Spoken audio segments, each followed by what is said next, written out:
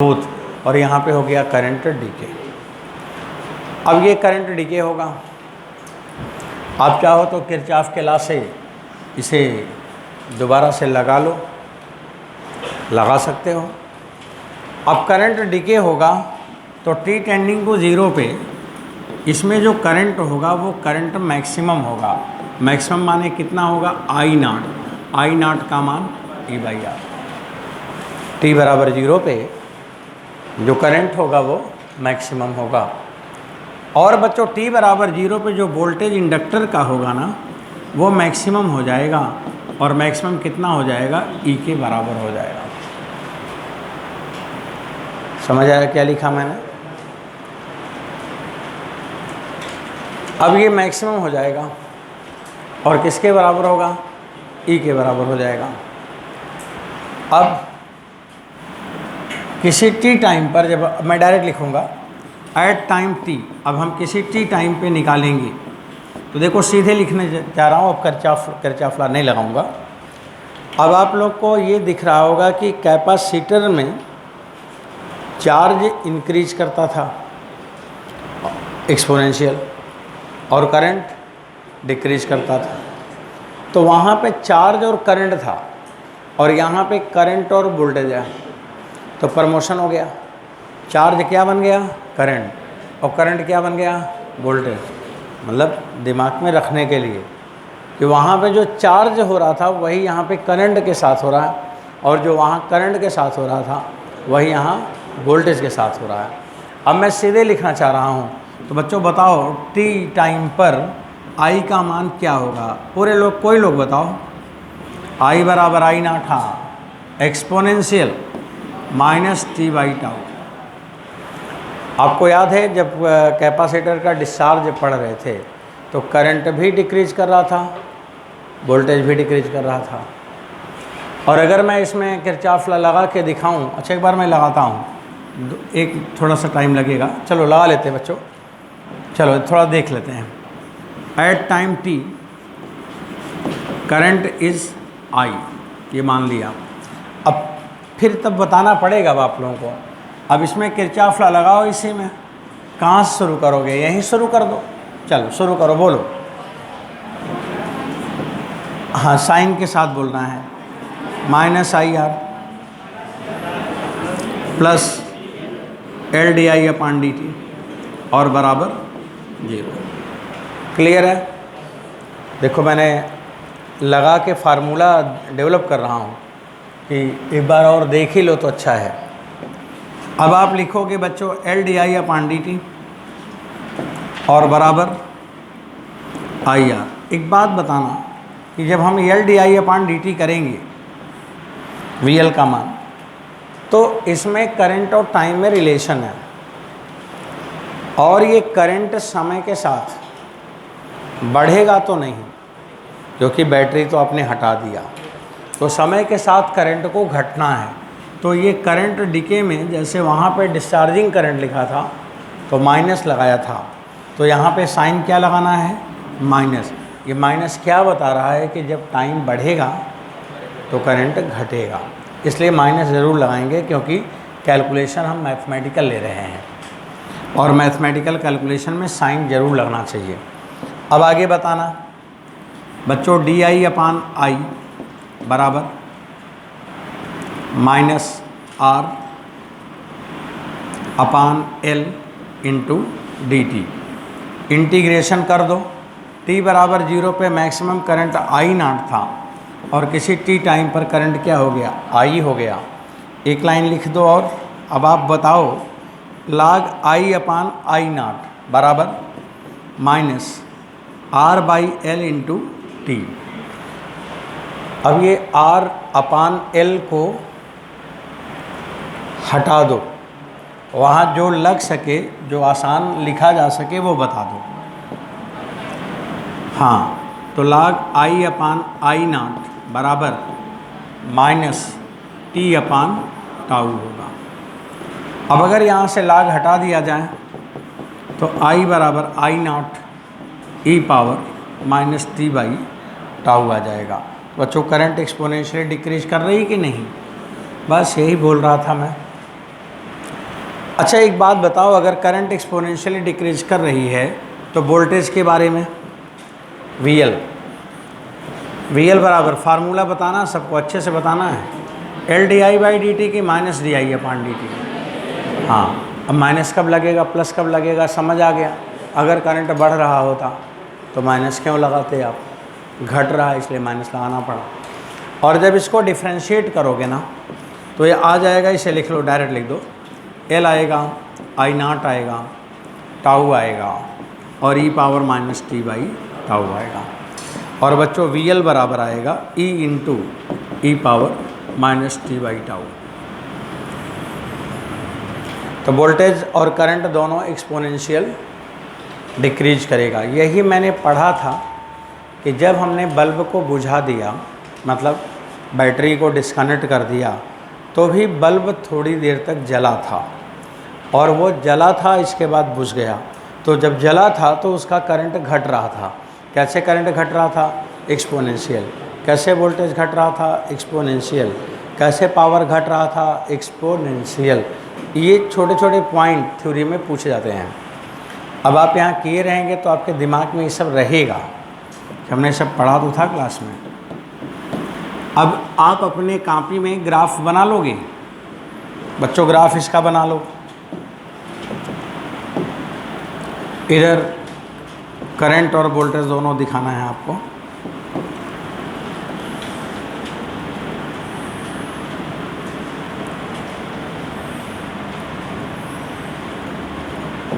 इधर हमने लिखा है करंट थ्रू इंडक्टर और इधर लिखा है वोल्टेज थ्रू इंडक्टर, और ये एक्सिस है, टाइम एक्सिस है।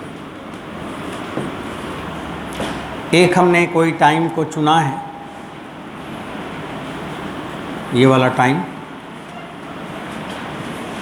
ये टाइम है टाउ बराबर L/R और यहाँ पे टाउ बराबर L/R। तो ये वो टाइम है। अब आगे की बात बताना है आपको, इस टाइम पर करंट कितना हो जाएगा और वोल्टेज भी कितना हो जाएगा। तो बच्चों करंट भी घटेगा, वोल्टेज भी घटेगा, और वो टाइम आपसे पूछेगा कि जिस टाइम पे दोनों, जिसे हम लोग बोलते हैं टाइम कांस्टेंट, टाउ बराबर L/R, इस टाइम टाउ पर करंट कितना हो जाएगा और वोल्टेज कितना हो जाएगा। दोनों डिक्रीज करेगा। कितना कितना डिक्रीज करेगा? 63% के 37%। देखो आपने गलत बोला है, मैंने ये बोला है कितना डिक्रीज करेगा। तो बच्चों समझ के बोलना चाहिए ना, कितना डिक्रीज करेगा सवाल बोला जा रहा है। तो कितना डिक्रीज करेगा? 63%। तो मैंने बोला कितना डिक्रीज करेगा, हरदम सवाल को समझ के तब बोला करो। तो अब रहेगा कितना ये पूछेगा तो आप बताना 37% ऑफ मैक्सिमम वोल्टेज। यहाँ पे पूछेगा कितना करंट होगा, 37% ऑफ मैक्सिमम करंट। बस ये आपको इतना नॉलेज होना चाहिए। अब ये आपके एग्ज़ाम में आता है और इसलिए आता है कि ये सब छोटे छोटे रिजल्ट हैं और बच्चों को ये नॉलेज रहता है, वो लगा लेते हैं, टिक कर देते हैं। तो टीचर ये सवाल को इसलिए देता है कि ये सब कॉन्सेप्ट में, लॉजिक में, आपके दिमाग में चीज़ें होनी चाहिए।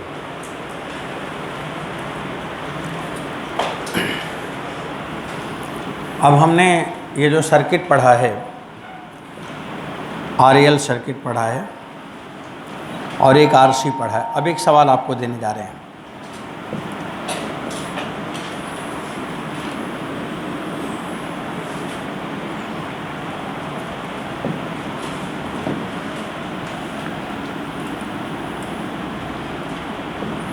बच्चों क्वेश्चन, अच्छा एक बात बताओ, वो कौन सा टाइम है जिसमें करंट मैक्सिमम का 50% हो जाए? Tau LN2। शाबाश। अब अगर यहाँ पे पूछेगा कि वो टाइम बताओ जिसमें 50% हो जाए, कोई भी चीज़ 50% हो जाए, चाहे वो करंट पूछ लें, चाहे वो वोल्टेज पूछ ले, तो उसका आंसर हमेशा क्या होगा? Tau LN2। याद है ना, कैपेसिटर में पढ़ाया था। अब उसे दोबारा नहीं लिखना है। टाउ LN2, वहाँ का टाउ RC और यहाँ का टाउ L/R, बाकी तो कुछ बदला नहीं। आइए एक सवाल ले लेते हैं।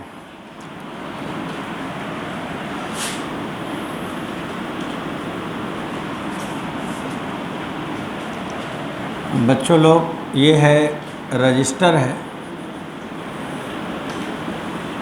और यहाँ पे इंडक्टर है। ये रजिस्टर है और ये इंडक्टर है और यहाँ पे मैंने एक जनरेटर लगाया है, constant current generator.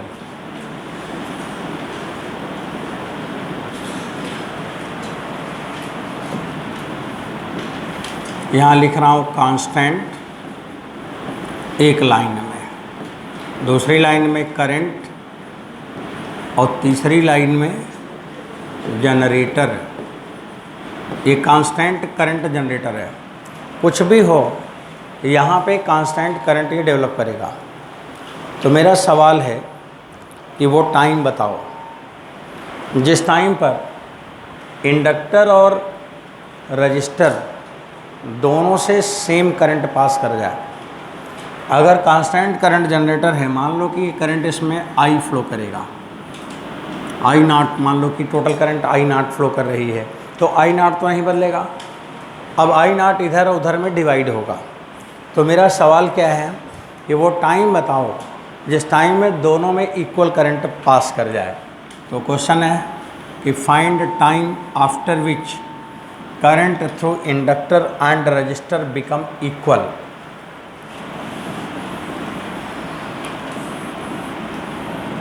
Time after which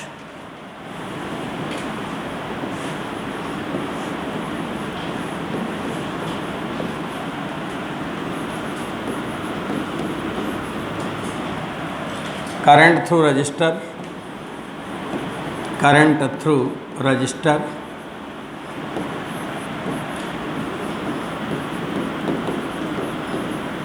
and inductor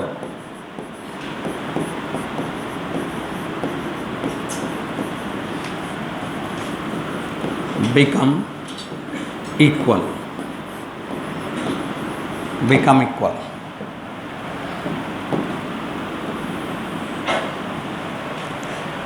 वो टाइम बताना है जिसमें दोनों में करंट बराबर हो जाए। अब इस सवाल को देखो, मैं लगाने के लिए चल रहा हूँ, कैसे कैसे लगेगा थोड़ा चलो देखा जाए।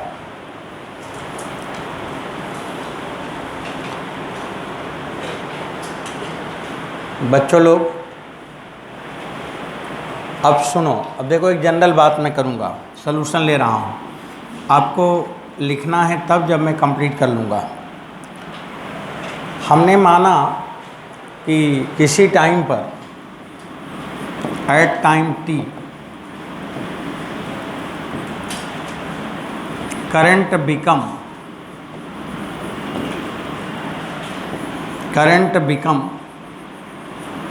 I1 and I2। मैंने माना कि इसमें जो करंट जा रही वो I1 है और इसमें जो करंट जा रही वो I2 है, क्योंकि एक टाइम ऐसा होगा कि जिसमें करंट इक्वल होगा, बाकी टाइम में फिर इक्वल नहीं होगा, किसी में ज़्यादा होगा किसी में कम होगा। अब मैंने माना I1 और I2 करंट फ्लो कर रही है। तो देखो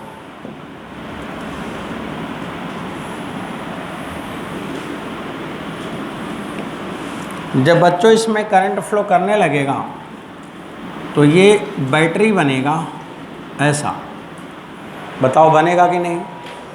अगर करंट का डायरेक्शन मैंने ऊपर से दिखा दिया कि उधर से करंट आ रही तो अपोज करेगा ना, अपोज करेगा। और एक काम आप करो, इसमें किरचॉफ लॉ लगाओ, इसी लूप में केवीएल बताना है आपको। सबको यहाँ से चलकर यहीं लाना है और हम लिखेंगे और आप बोलेंगे। बच्चों लोग चलो सुनाओ ज़रा भाई। हाँ, -I1 R, शाबाश। और फिर प्लस L di1/dt, यही होगा। आप एक काम ये भी कर सकते हैं, ऐसा भी LdI/di2 होगा वहाँ पे, आप ऐसा भी कर सकते हैं। इसको आप चाहे तो ऐसे हटा दो, I1 और I2 दिखा दो।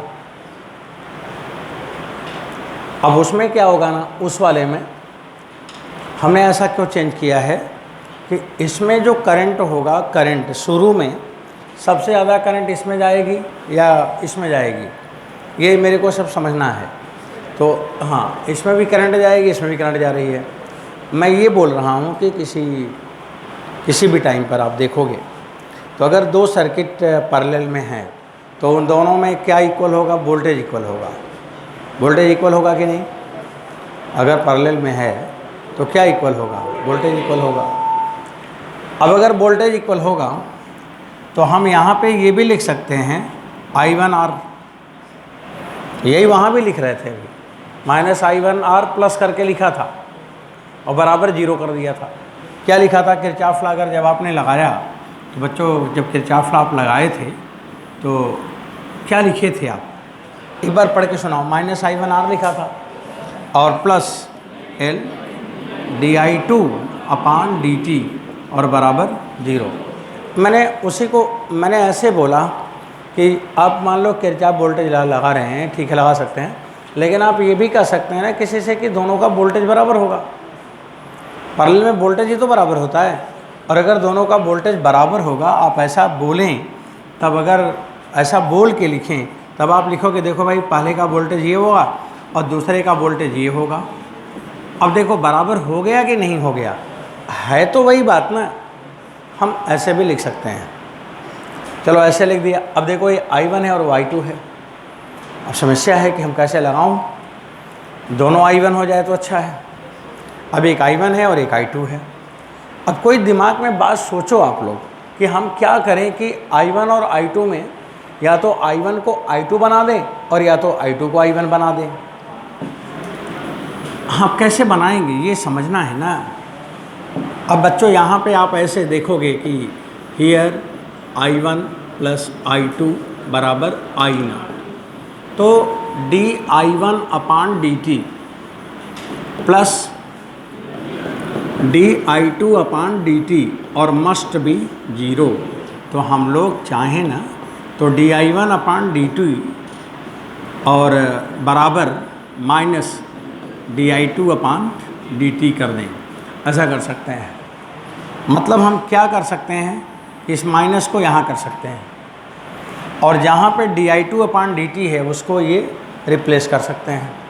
अब इसको मैं रिप्लेस करूँगा, देखो इसको मैं हटा के यहाँ लिखूँगा। अब बच्चों लोग बता दो फिर क्या लिखवाना है। I1R बराबर -L, -L क्या? di1/dt, ये हो गया। अब देखो ये लिखा, थोड़ा उधर शिफ्ट कर दिया। देखो ये भी एक रिजल्ट है, आपके किताब में ये क्वेश्चन दिया है, वो सब्जेक्टिव क्वेश्चन में दिया है और ये कॉन्सेप्चुअल पॉइंट दिया है, वो बहुत ज़रूरी है जानना। अब आप इसमें क्या कर रहे हो, I1 को एक तरफ करो, मैं लिख रहा हूँ, इधर dt लिख दिया। बच्चों देखते जाना, dt मैंने इधर लिख दिया, तब उधर क्या बचा? -L/R। और बोलो, हाँ, di1/I1। अब ये मैंने इंटीग्रेशन कर लिया, सही है। और अब इसमें आपको ये बताना है कि करंट पहले कितना था और बाद में कितना है। तो पहले करंट इसमें पूरा I था और बाद में कितना हो गया था? I/2। ऐसा क्यों लिखा? क्योंकि t बराबर 0 पे इंडक्टर अपने अंदर से करंट जाने नहीं देगा। सुना क्या बोला? जो इंडक्टर आपने लगाया है वो इंडक्टर अपोज करता है। तो जब t बराबर 0 लिखोगे यहाँ पे, जैसे ही स्विच को क्लोज़ किया तो t बराबर 0 है, तो इसमें जो करंट होगा वो 0 होगा और सारा का सारा करंट इसमें पास कर रहा होगा I0। और जैसे जैसे टाइम बढ़ता जाएगा इधर का करंट घटता जाएगा और इधर का करंट बढ़ता जाएगा। ये बड़ा इंपॉर्टेंट है बात। मान लो आपसे इतना ही पूछ लेता कि t बराबर 0 पे है, I1 और I2 में I1 की वैल्यू क्या है और I2 की वैल्यू क्या है। तो t बराबर 0 पे I1 की वैल्यू I0 है और I2 की वैल्यू 0 है, समझ गए। और t बराबर इन्फिनिटी पर I2 की वैल्यू मैक्सिमम होगी कितनी, आई नॉट, और इसकी वैल्यू क्या हो जाएगा, 0। ये ध्यान देना है, क्योंकि t बराबर इन्फिनिटी पे अपोज नहीं करेगा और इसमें रजिस्टर नहीं है तो शॉर्ट हो जाएगा, तो सारा का सारा करंट इसमें पास कर जाएगा। तो बच्चों जो नीट के एग्ज़ाम में आता है वो ये वाला बात आता है जो मैंने अभी बोल रहा हूँ, उनके एग्ज़ाम में यही आता, और बिना इसके एम्स का पेपर नहीं बनता था। t टेंडिंग टू 0 पे I1 का मान I नॉट होगा और I2 का मान 0 होगा, और t टेंडिंग टू इन्फिनिटी पर I1 का मान 0 होगा और I2 का मान I नॉट होगा। ये स्पेशली देखो मैं इसमें नाम लिख रहा हूँ, मैं कभी नीट का नाम नहीं लिखता था, पहली बार लिखा हूँ क्योंकि ये बहुत बार पूछा गया है, एक बार नहीं कई बार पूछा है। एम्स के पेपर को उठाएं आप देखिए, उसमें हर साल एक सवाल रहता था, ये सवाल एक सवाल ज़रूर रहता था, और वो RC/LC पे यही इतना पूछता था कि t बराबर 0 पे कहाँ कितनी करंट है, इन्फिनिटी पे कहाँ करंट है, टाइम के साथ करंट कहाँ पे कैसे है, वो अक्सर पूछता था। तो उसको मैंने लिख भी दिया है, और एक बार मैंने नीट लिख दिया है, और अब इसको आप समझ लो कि आए तो ध्यान से अपना कर लेने। अब बच्चों इधर ज़रा बताना, इसका इंटीग्रेशन की लिमिट हमें तो बताना है ना, बताओ जल्दी से। यही लिमिट लगा रहा था ना, इसलिए इसको काट दिया था। नीचे लिखा है कहीं लिमिट लिखा था, अच्छा इधर था, हाँ इधर था, हाँ अब इधर देखो। अब बच्चों t ये किस में I1 है, रजिस्टर में, और रजिस्टर में जब I1 है तो t बराबर 0 पे रजिस्टर में करंट कितनी थी, मिनिमम की मैक्सिमम, हाँ मैक्सिमम माने I नॉट। अच्छा, और आधा हो जाए, बराबर हो जाए, मतलब आधा आधा हो जाए, तो जब आधा आधा हो जाए तो ये करंट अब कितनी हो जाएगी, I नॉट बाई 2 हो जाएगा। अब इसका कैलकुलेशन कर दो, -L/R और log I नॉट बाई 2 या माइनस log लिखे रहो, अपर लिमिट लोअर लिमिट। अगर मैं माइनस को हटा दूं तब, माइनस हटा दूं तो लिमिट वही रहेगा कि बदल जाएगा, तो हटाना ही है, हटा ही दो, अभी हटा दो। अब इतने दिन से पढ़ रहे हो तो समझ में आ ही रहा होगा। अब log लिख दिए, अपर लिमिट I नॉट और lower limit I not by 2, तो कितना हो गया, तो कितना आया, τLN2। उस दिन मैंने τLN2 कैपेसिटर में दूसरे तरह से निकाला था, आज मैंने दूसरी तरह से निकाला है, बात वही सब चल रहा है। इस बार मैंने दोनों को पैरेलल में दिखा दिया। अब सीरीज हो चाहे पैरेलल हो, बात वही आनी है, जान लो बच्चों। अब जैसे मैंने अभी बोला था कि नीट वाला सवाल, तो नीट वाला इस प्लेटफॉर्म पे, उसी प्लेटफॉर्म पे जो भी आपको दिखा रहा था, एक सवाल और लगा लें, तब ये पार्ट हमारा कंप्लीट हो गया है। RL सर्किट हो गया, RC सर्किट हो गया, LC सर्किट हो गया, और तब हमें पूरा सर्किट अल्टरनेटिंग पढ़ना है।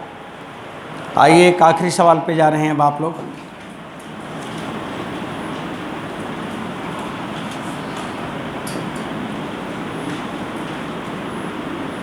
यहाँ पे एक है इंडक्टर, एक है रजिस्टर, इधर है कैपेसिटर और है रजिस्टर।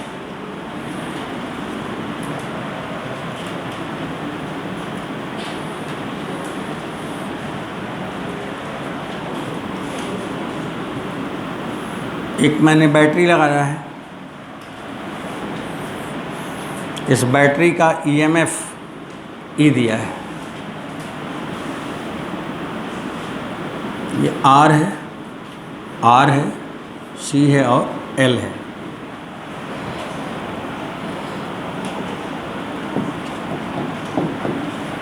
यहाँ पे एक एमीटर लगाऊंगा, एक एमीटर यहाँ लगाऊंगा।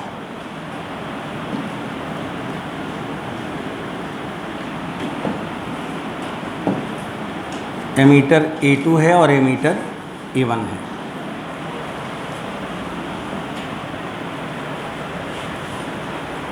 क्वेश्चन में पूछा है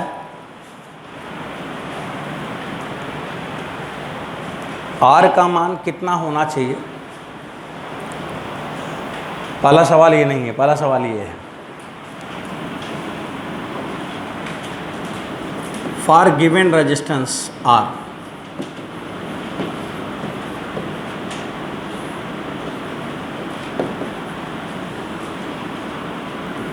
फॉर गिवन रेजिस्टेंस आर, मान लो रेजिस्टेंस मैंने आर दे दिया है, तो आपको बताना है टी टेंडिंग टू ज़ीरो पे एमीटर 1 में कितनी करंट जाएगी, एमीटर 2 में कितनी जाएगी, और टी बराबर इन्फिनिटी पे एमीटर 1 में कितनी करंट जाएगी और E2 कितनी जाएगी। तो पहला तो यही सवाल है बच्चा, लोग देख लो कि टी बराबर 0 पे दोनों एमीटर की रीडिंग बतानी है और टी बराबर इन्फिनिटी पे दोनों एमीटर की रीडिंग बतानी है। पहले इस टेबल को फिनिश करो तब आगे बढ़े।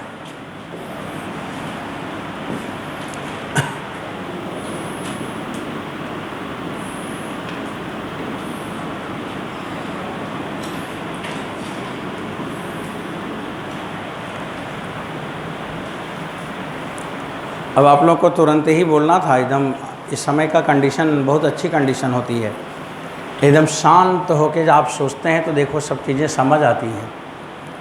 और लास्ट मोमेंट में फिज़िक्स इसीलिए पढ़ने में अच्छा लगता है कि चीज़ें कंफर्म हो रही हैं, हम क्यों पढ़ रहे हैं, क्या पढ़ रहे हैं, आराम से सोचना है और बताना है बस।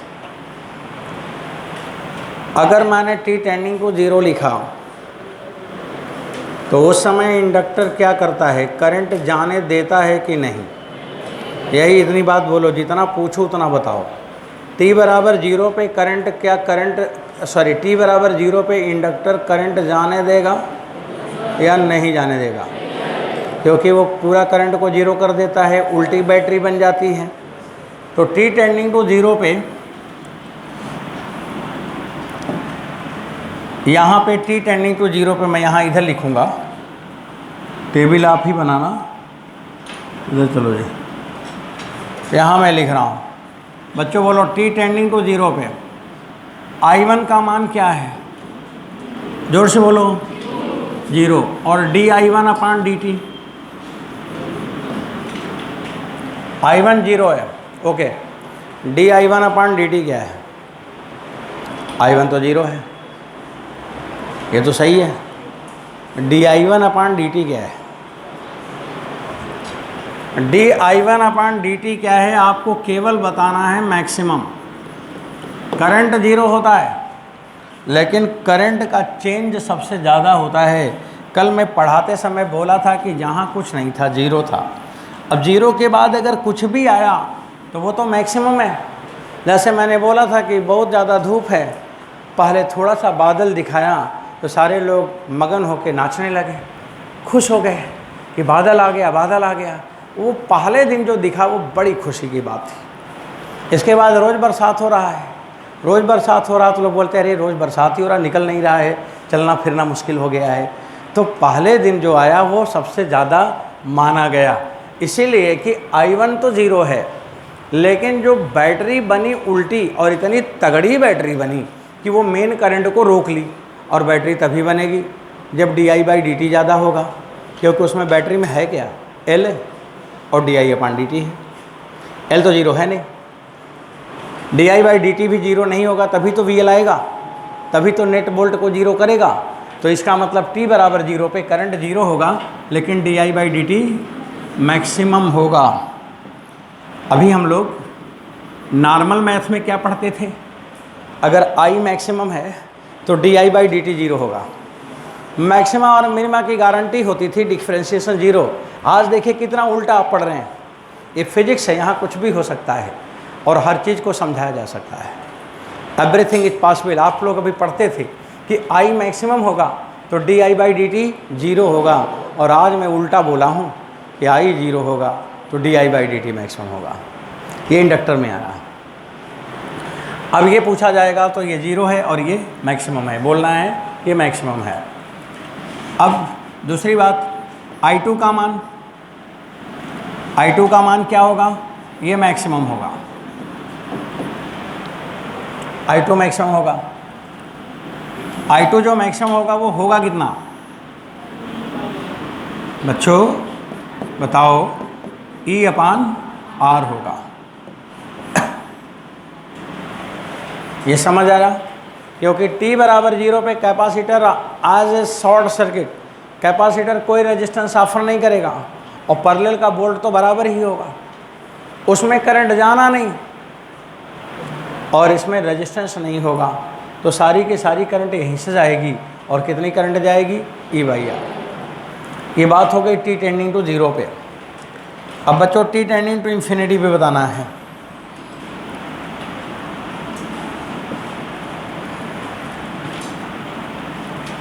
नीचे जगह है वहीं बता दो।